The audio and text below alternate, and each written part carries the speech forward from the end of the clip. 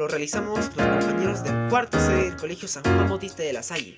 Lo denominamos Proyecto Poseidón, en alusión a la utilización del gran recurso agua que poseemos en nuestro planeta, como es el agua de mar, para el uso de la agricultura de toda nuestra franja desértica a lo largo de nuestro país, Perú.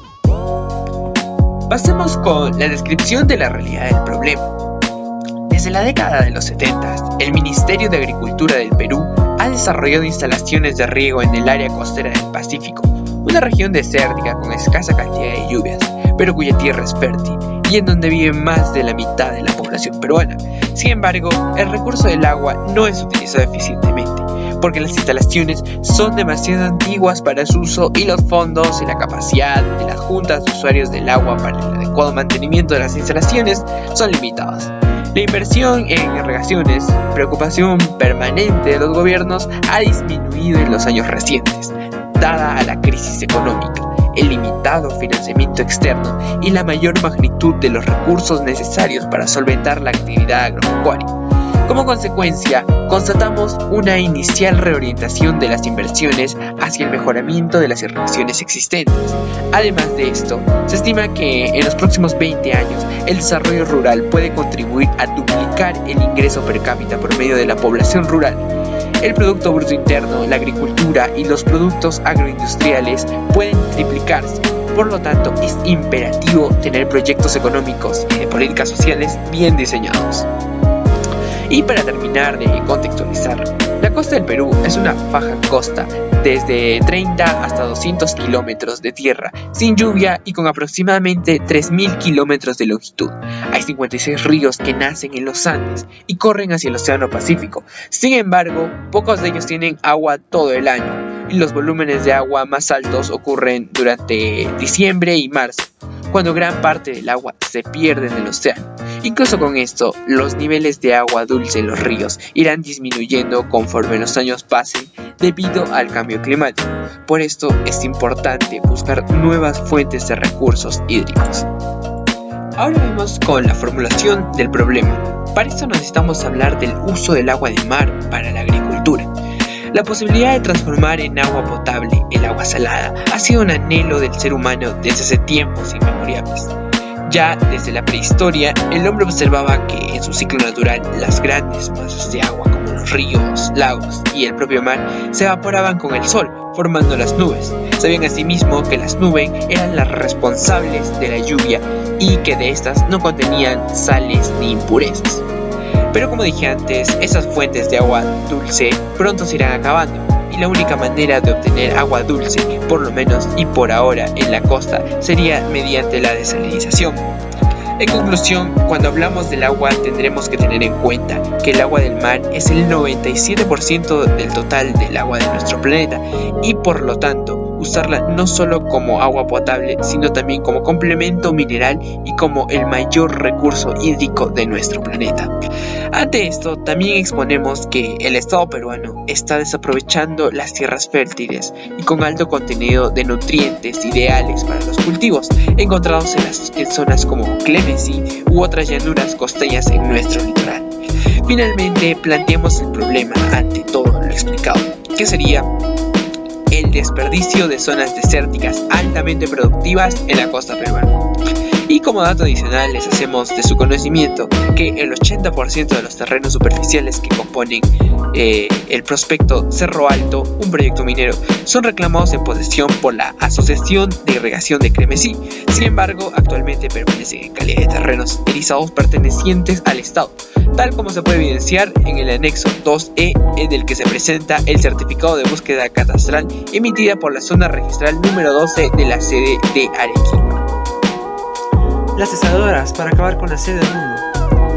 Las primeras plantas de desalinización a gran escala se construyeron en la década de 1960. 60 años después existen unas 20.000 en todo el planeta. La desalinización consiste en obtener agua dulce a partir del agua de mar, que contiene 30 a 44 gramos de sal por litro, y del agua salobre de los estuarios, que suman entre 0,5 y 30 gramos de sal por litro, así como de las aguas residuales tratadas. Según la Asociación Internacional de Desalinización, más de 300 millones de personas en el mundo se benefician del agua de estas plantas.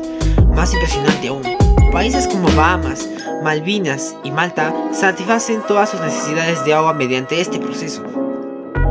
Arabia Saudita, con 34 millones de habitantes, es la nación que produce el mayor volumen de desalinización, un 50% de su agua potable.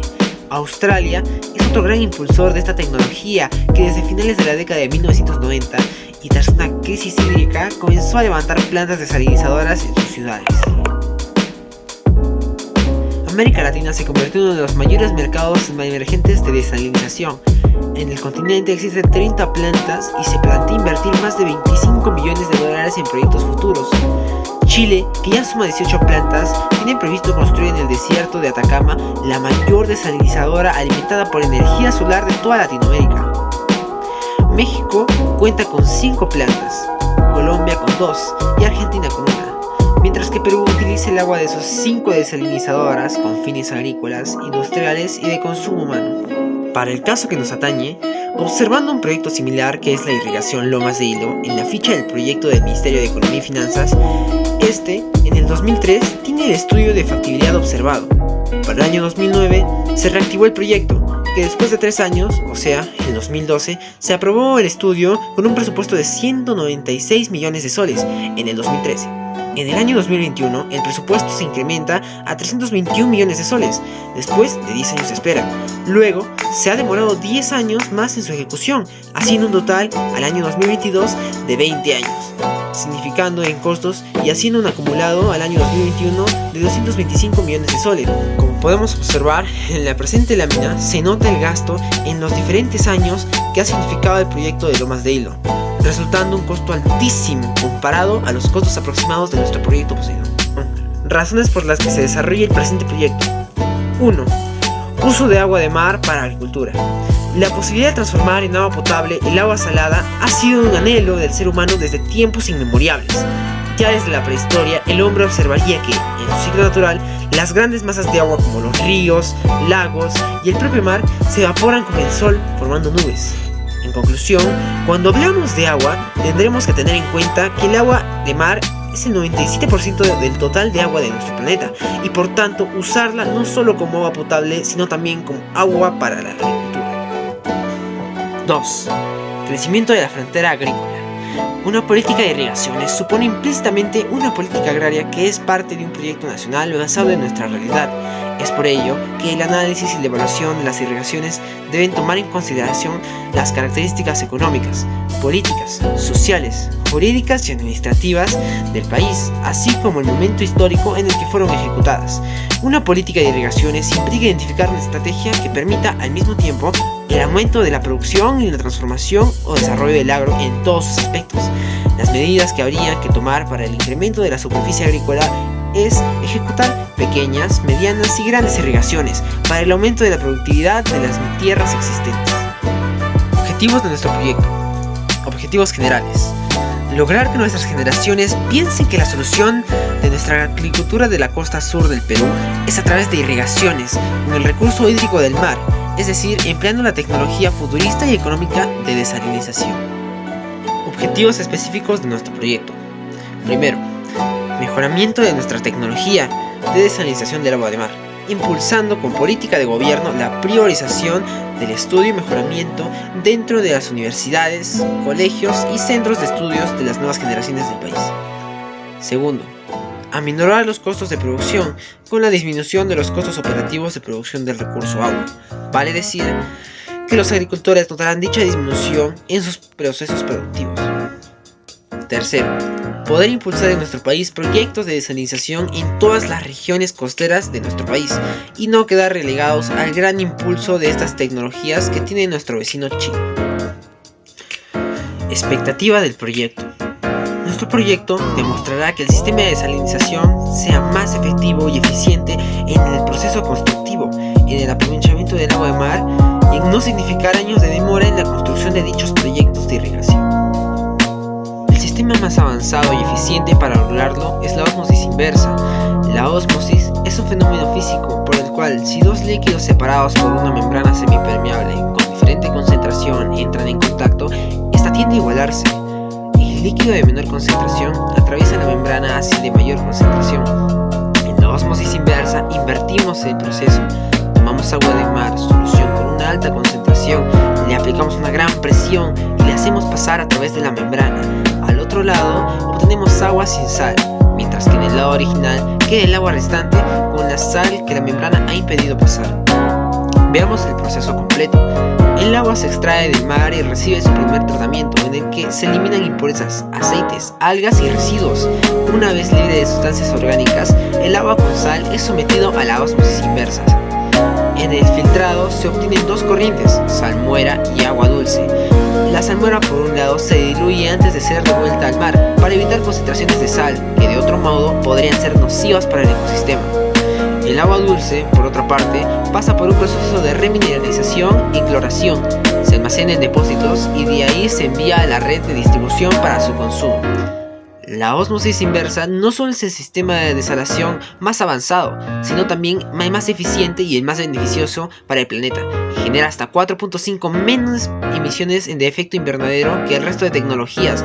No produce ningún impacto ambiental en el ecosistema marino y es capaz de recuperar gran parte de energía que se utiliza en el proceso.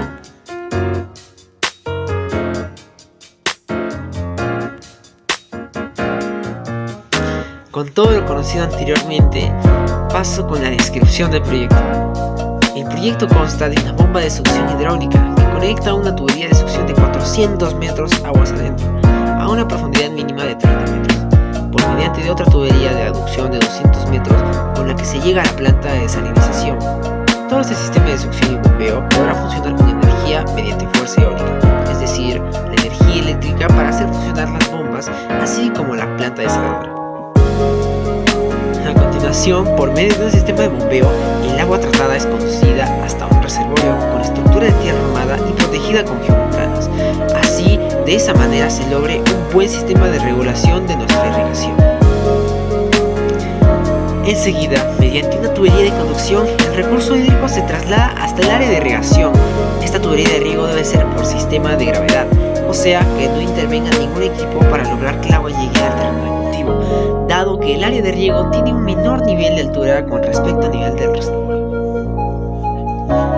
Finalmente, mediante unas tuberías matrices o principales, se distribuye el agua con el sistema de riego por goteo, que es un sistema eficiente utilizado a nivel mundial. A continuación, mostramos una imagen en 3 dimensiones de lo que significaría la ubicación de los componentes del proyecto, remarcándose que la energía eléctrica será conducida por 2 generadores eólicos ubicados en la cresta del cerro aledaño a la planta. En este esquema podemos apreciar el proyecto visto de perfil, donde se ubica la tubería de succión, la planta desalinizadora, la tubería de impulsión, los generadores eólicos, el reservorio de regulación y la tubería de conducción hasta la zona de riego. El costo aproximado para una planta desaladora para irrigación es de $12 millones, costos referenciales tomados de la información de plantas existentes, y el periodo de ejecución del proyecto será aproximadamente de hasta 2 años como máximo, que comparados a los 20 años que dijimos para el proyecto Lomas de Hilo, este significa un aporte importantísimo a nuestra agricultura.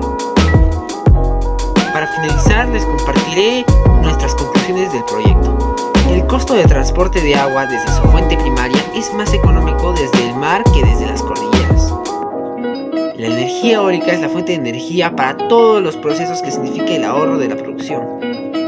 Una alternativa bastante competitiva es el uso del recurso de energía solar a través de la utilización de paneles solares que podrán aprovecharse en los sectores aledaños al proyecto piloto Poseidón. El agua desalinizada es fuente inagotable del recurso hídrico para la irrigación y consumo agropecuario. Nuestro proyecto deja una recomendación importantísima, la cual es difundir e impulsar como política de gobierno la priorización del estudio y mejoramiento de las irrigaciones en la costa peruana, dentro de las universidades, colegios y centros de estudio de las nuevas generaciones del país.